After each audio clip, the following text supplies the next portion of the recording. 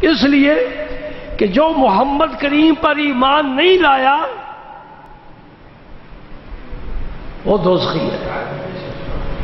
یہود و نصارہ کے بارے حضور نے فرمایا ہے، صحیح حدیث ہے، فرمایا جس کو میرے متعلق یہ خبر مل جائے کہ آخر الزمان نبی مبعوث ہو چکا ہے، خواہ وہ یہودی ہو خواہ عیسائی ہو، اور وہ مجھ پر ایمان نہ لائے، سیدھا دوزخ میں جائے گا۔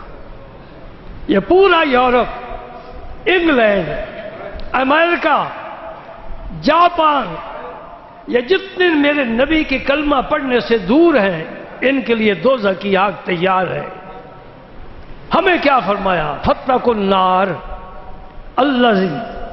التي وقودها الناس والحجارہ اعدت للکافرین، اس آگ سے بچو جس کا ایندھن پتھر ہیں، انسان ہیں، اور وہ کفار کے لیے تیار کی گئی ہے۔ اور جنت کے بارے کیا فرمایا؟ اعدت للمتقین، یہ نہیں فرمایا کہ جنت کلمہ پڑھنے والوں کے لیے ہے، جنت مسلمانوں کے لیے ہے، نہیں فرمایا جنت متقی لوگوں کے لیے ہے۔ لہذا کلمہ پڑھنے کے بعد تقوی کا راستہ اختیار کرنا چاہیے اور اس منزل پر پہنچنا چاہیے کہ شک اور شبہ سے بھی بچ جائے۔ تقوی کا یہ اعلیٰ مقام ہے۔ تو حضرت عمر بن عاص فرماتے ہیں میں اگر اس حال میں مر جاتا تو میں دوزخی تھا۔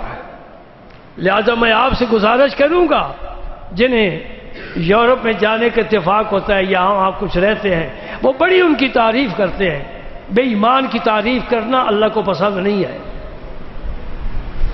میں اکثر ان کو ڈانٹا کرتا تھا، میں نے کہا تم مسلمانوں کی مذمت کرتے ہو جن کے لیے رب نے جنت تیار کی ہے، جو نبی کا کلمہ پڑھتے ہیں، جو نمازیں پڑھتے ہیں، روزے رکھتے ہیں، صدقہ و خیرات کرتے ہیں، پاک رہتے ہیں، اور ان بے ایمانوں کی تعریف کرتے ہو جنہیں غسل کا بھی پتہ نہیں ہے، استنجے کا بھی پتہ نہیں ہے، ان کا لباس بھی ناپاک ہے، وجود بھی ناپاک ہے، کھاتے حرام ہے، پیتے حرام ہے۔